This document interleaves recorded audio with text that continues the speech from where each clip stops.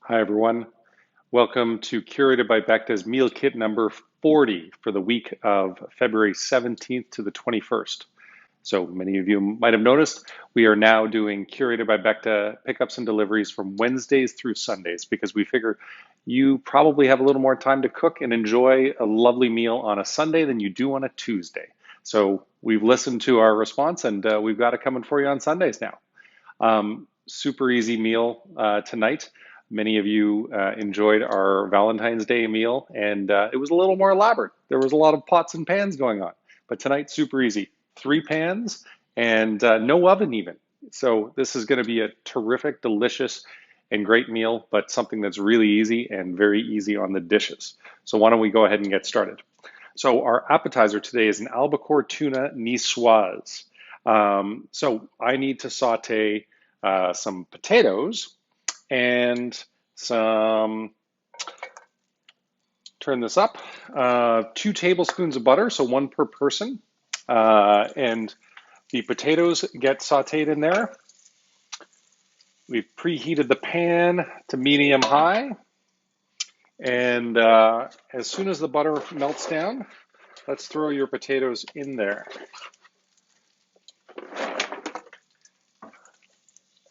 I'm going to get a rag so that I don't burn myself. So 5 minutes on that until they're nicely warmed up and caramelized with the butter. They've already been partially cooked, par poached, so you don't have to cook them from scratch. So that's a good one. We're going to get our tuna ready. We've got this beautiful albacore tuna, which is a very sustainable tuna, as opposed to like a bluefin, which is not so sustainable. And while that's going on, let's get our salad ready.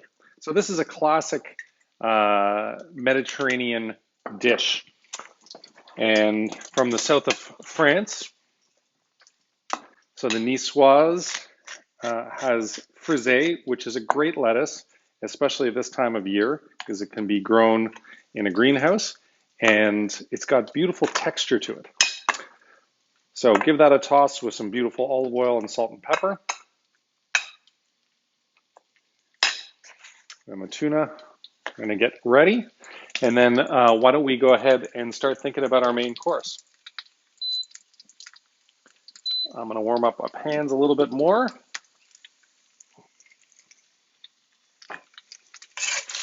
Make sure the potatoes get a nice bath in that butter. I'm going to turn the heat down just a little bit, because these cast iron pans on a gas range can heat up pretty fast. So I really want to thank everyone who ordered for Valentine's, either our hot food takeout programs or our curated. We sold 1,000 meals this weekend between our 3 restaurants. We had meal kits going from Play and from Gezellig and from Curated, and then of course our hot food takeout options, and it was just terrific. So thanks for the incredible support. We have never had a busier weekend, and we weren't even open for indoor dining. But speaking of which, indoor dining returns this week. So Thursday at Gezellig and Friday at Play and Becta. Really excited. I'm sorry, I got that wrong. Wednesday at Gezellig, Thursday at both Play and Becta. So you can go online to the restaurant reservation systems on our 3 individual websites, and you can book in maximum 50 people per restaurant. Obviously, all the protocols and safety protocols in place, but 4 people maximum per table. And we open up a little bit earlier than before. I think 4:30 at Play, 5 o'clock Gezellig, 5:30 at Becta, and then last calls at 9 o'clock because we got to keep things going and safe. All right, so that pan is nice and hot. So we've got our beef shank, which is going in here. Now we've done all the heavy lifting for you. You may have had lamb shank in the past, but maybe not beef shank. So we have braised this beautiful beef shank from Enright Farms, which is in Tweed, Ontario, a local beef producer. And we basically pick it down and then put it all together and almost try to glue it together so that it looks like this fantastic steak. So we're going 3 minutes on each side. Flip it over. While that's happening, We need to get to the gnocchi. Let's see, nonstick pan. We've got 1 tablespoon per person of either canola or grapeseed oil. You know, if you've watched this before, that grapeseed is my favorite. Oh, the beef smells amazing.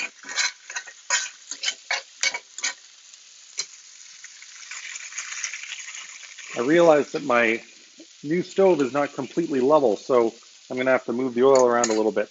So the potatoes are almost there, and we're going to throw our green beans in, get those going on. So for the gnocchi, we're going to cook the gnocchi and the mushrooms together. Now the mushrooms are going to change throughout the week because they're from a small mushroom supplier, Le Copain in Quebec. But tonight I've got coral mushrooms. I've never seen these before. They look incredible. And we're going to just put them right in there, and with the gnocchi as well. And because this is in a non-stick pan, I should have got this ahead of time. Let's get a nice wooden spatula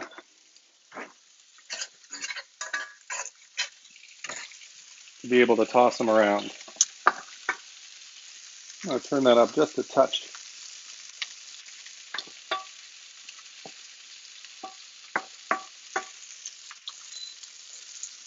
All right, so 3 minutes are over. Let's get a spatula. So yeah, maybe there's a couple things to wash in the dishwasher.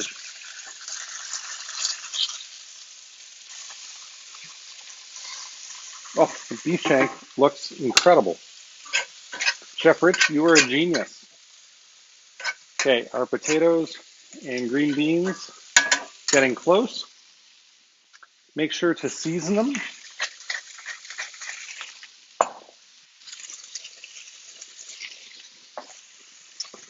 All right, and the gnocchi,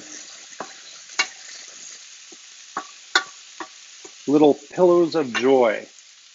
Our white wine pairing tonight with the Nicoise salad is not from Provence, it's actually from Loire Valley.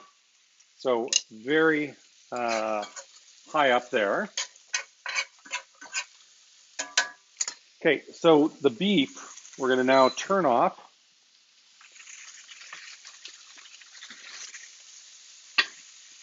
Actually, the chef says put it on low, but you're gonna melt the butter in there, and then it's gonna keep warming through, and the butter will caramelize very nicely. So yes, this muscadet. So muscadet de Sèvres, and they do a bâtonnage where they stir the lees,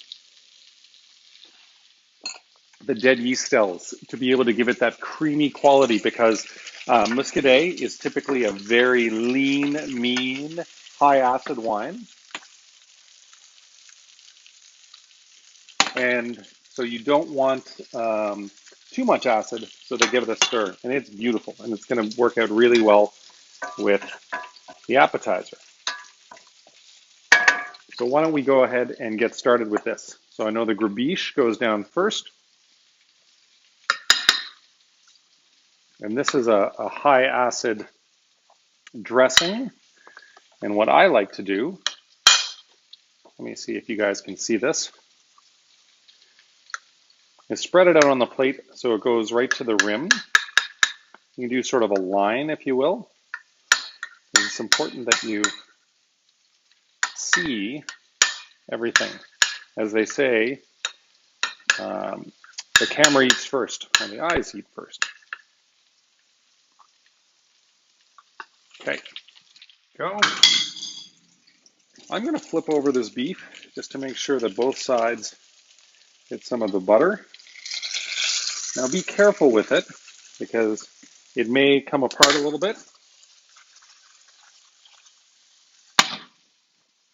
Okay, so next up, we've got the potatoes and the green beans. Try to do a good job of spreading them out between the two. Don't want anyone accusing you of, having too much on one plate, not enough on the other.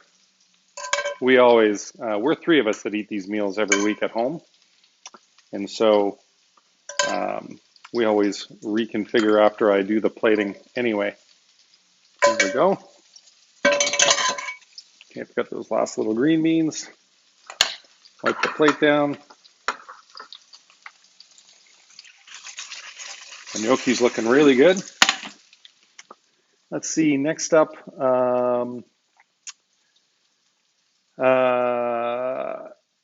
and then we're going to actually add some butter. I forgot about that part. We got butter in 3 different things tonight. Yes, there may not be a lot of dishes, but there is a decent amount of butter. Okay, so next up, the frisée.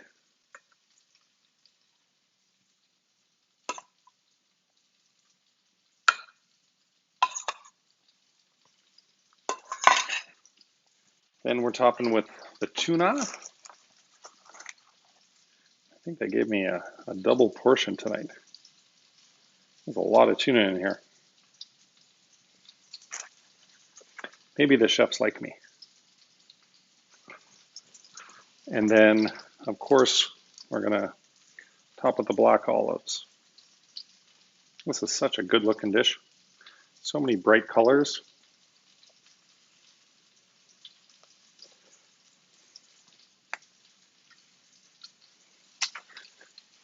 Get the black olives off my hands. Make sure the gnocchi is doing well. We're going to turn this off and we're going to put the arugula in there so that it wilts just a little bit.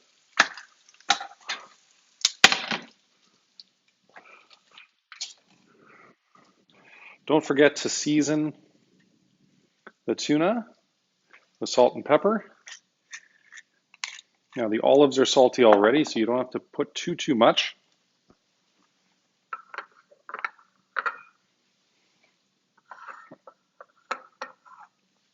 So there is our tuna nicoise salad with baby potatoes, the gribiche, the green beans, and the black olive. All right, main course next. I'm going to give this a little bit of a stir. Let's get some non-stick tongs. So the arugula melts a little bit. Don't forget, season with salt and pepper.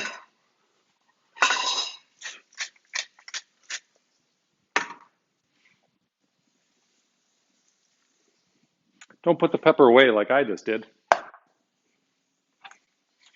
And the red wine tonight is a Bergerac, and the way that they actually suggest it is it's Berger-Crack. I guess they're doing a spin on Bergerac, the appellation in Bordeaux. The fact that it is like crack in the fact that it is addictive. All right, I got too many mushrooms on one side and not enough gnocchi on the other.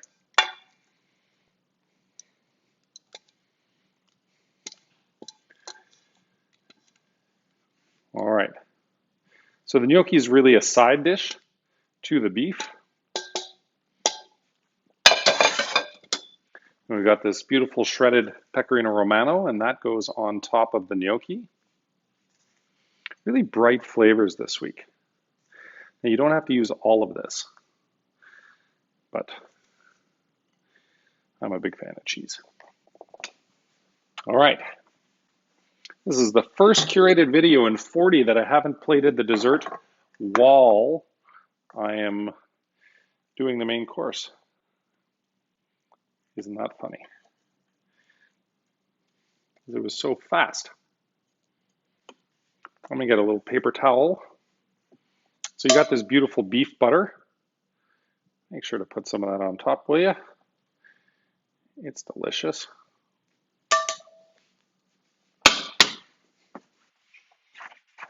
A paper towel to clean it all up.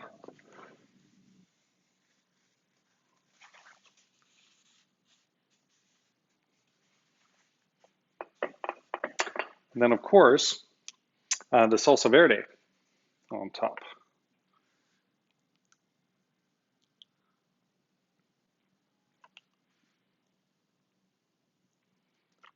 And there's a little bit more, so why don't we give it a little spin on the side with the chef swoosh. Well, there's one good looking dish. I don't know which one to use. There we go. Our braised beef shank with the mushroom gnocchi with arugula and the salsa verde.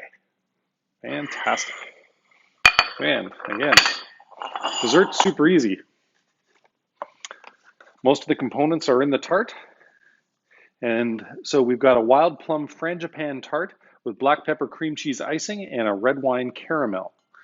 And the caramel,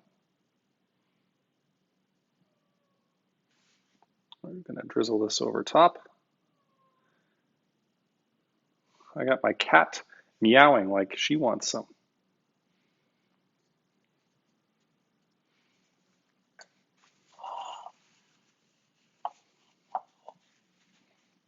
And there we go, our gorgeous wild plum tart. Guys, I hope you enjoy your dinner tonight. Thanks for letting us cook with you and for you at home. Thanks for all your support, and I hope you love your dinner. Hope to see you next week.